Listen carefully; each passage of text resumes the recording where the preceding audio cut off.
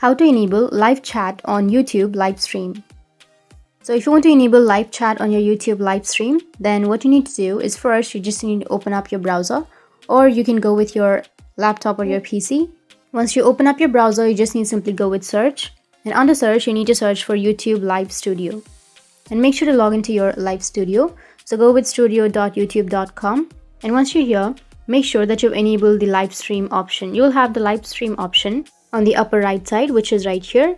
So tap on the live stream, and if you've not requested the access to live stream or streaming, then you just need to simply go and tap on request, and you need to verify your phone number first. If you've not verified your phone number, then you just need to simply go and verify, and after that you will have the live stream option.